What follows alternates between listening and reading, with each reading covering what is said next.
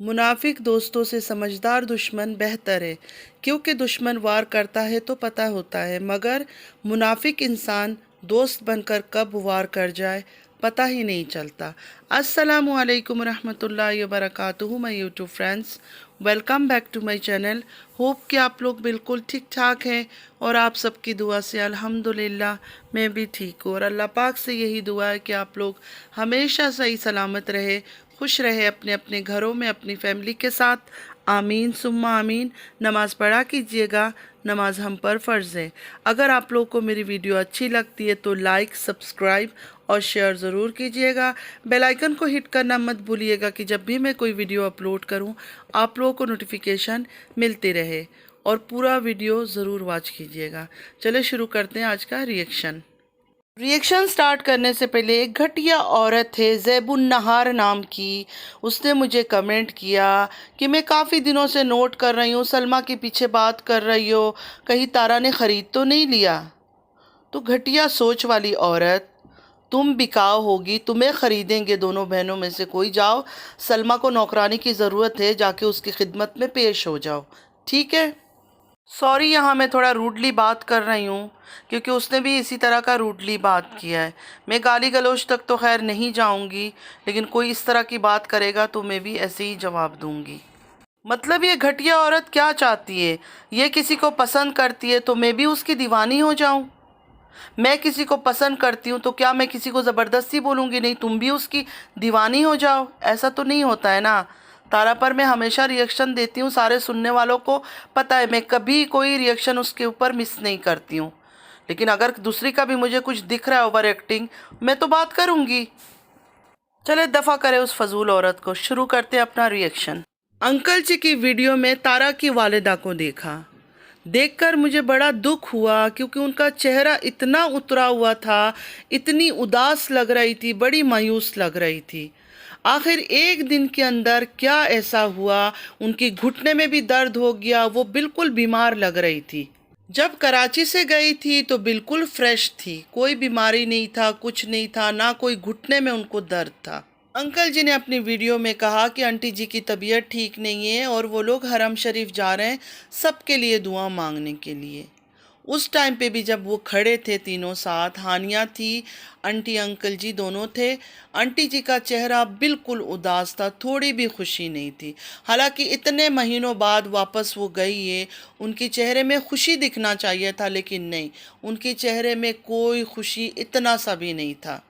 देखिए, मैं यहाँ एक बात करूँगी, आंटी जी ग्रीडी है, लालची है, पास्ट में उन्होंने ये किया था, वो किया था, सब कुछ मैं मानती हूँ। मैंने भी उन पर बहुत सारे वीडियोस बनाए हैं इन बातों पर। किस एज में वो है, अगर वो चाहती है कि वो अपनी बेटी तारा के साथ रहें, वह उसको आराम मिलता है तो उनको वहाँ भेज देनी चाहिए।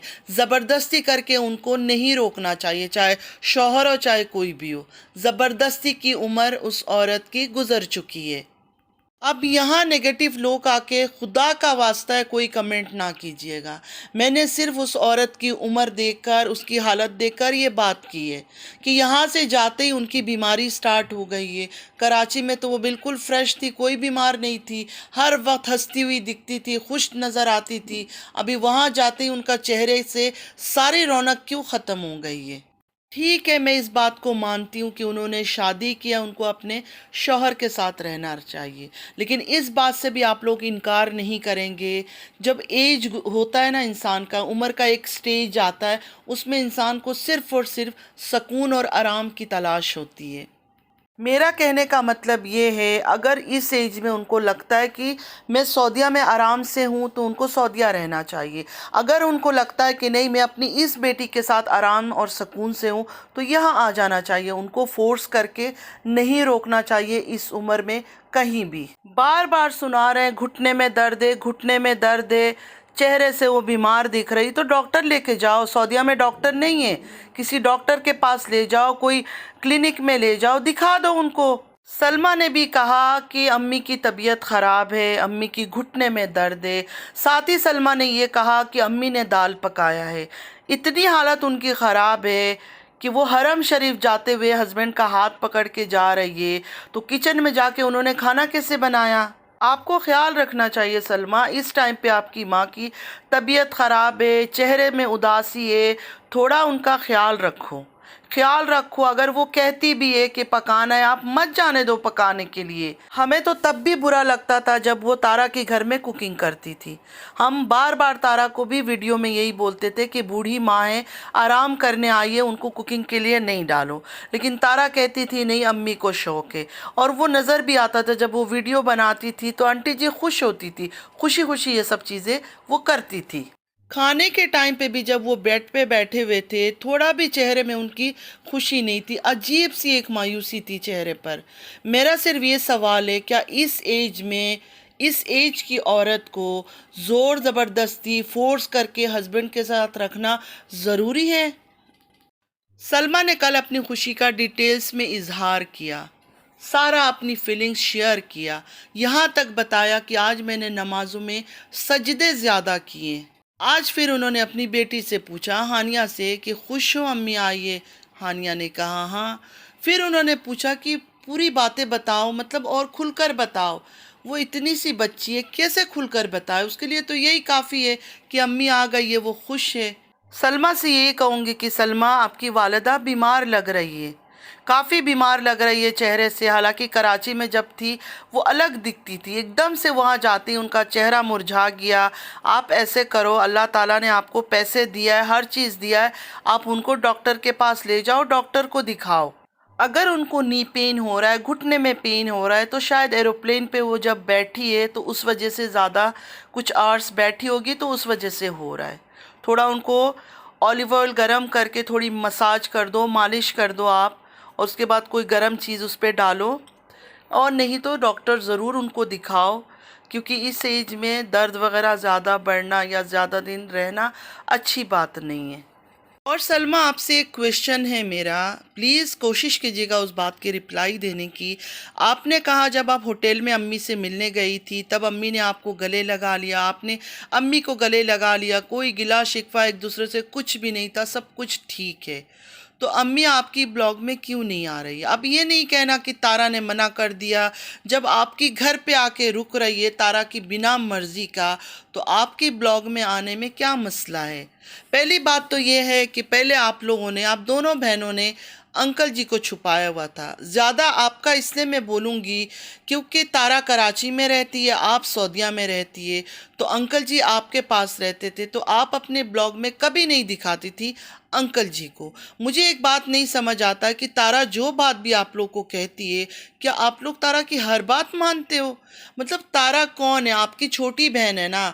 अगर तारा ने कहा भी है कि अंकल जी को छुपाओ, तो आपने क्यों छुपाया? आपके ससुर है ना, आपके शौहर के बाप है, आप तो दिखा सकती थी उनको, लेकिन आपने भी उनको छुपाया हुआ था। अब तारा ने मना कर दिया आपकी वालिदा को, आपकी ब्लॉग में नहीं आए। तारा ने तो आपके घर जाने से भी उनको मना किया था। जब वो घर तक चली गई है तो ब्लॉग तक आने में उनको कौन रोक रहा है? दोबारा मैं आप दोनों बहनों से रिक्वेस्ट कर रही हूँ कि अपनी माँ को सुकून से जीने दे, उनको खुशियाँ दे जितना हो सकता है। कल को उनके जाने के बाद आप दोनों बहनों को अफसोस ना हो कि हमने अपनी माँ को तकलीफ़ दी है। और एक बात ज़रूर याद रखना, अल्लाह ने आप लोगों को भी औलाद दिया है। आज अगर आप अपनी माँ को तंग कर रहे हो ना, आपकी औलाद आपको उससे 10 गुना ज़्यादा तंग करेगी अपने टाइम पर। उस वक्त आप रोगी, तड़पोगी, लेकिन कुछ हासिल नहीं होगा। मैं सब भाई बहनों को कहती हूँ कि जिनके भी वालिदैन ज़िंदा है ना, प्लीज़ उनकी खिदमत करें।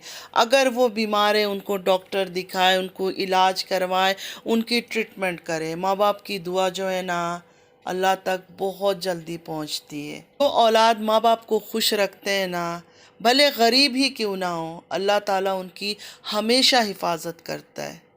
दोबारा सबसे कहूँगी, मेरी प्यारी बहनों, मैं किसी की पार्टी में नहीं हूँ। जब मुझे जो चीज़ फ़ील होता है, महसूस होता है, मैं वही बात आप लोगों के साथ शेयर करती हूँ। आज इसकी माँ को देखा, मुझे नहीं अच्छा लगा। हालांकि आप खुद जानते हो कि मैंने इनका नाम डॉलर आंटी रखा था, मैं काफ़ी हंसी मजाक भी इनके ऊपर कर लेती थी, लेकिन अब इनका चेहरा मुझे देखा ना, मुझे नहीं अच्छा लगा। अभी के लिए इतना ही। दूसरा वीडियो रात को अपलोड करूँगी, वो तारा के ऊपर होगा, सुनिएगा ज़रूर, मिस मत कीजिएगा। नमाज़ पढ़ा कीजिएगा, नमाज हम पर फ़र्ज़ है। चलती हूँ, दुआओं में याद रखिएगा। ज़िंदगी रही फिर मुलाकात होगी। अल्लाह हाफिज़।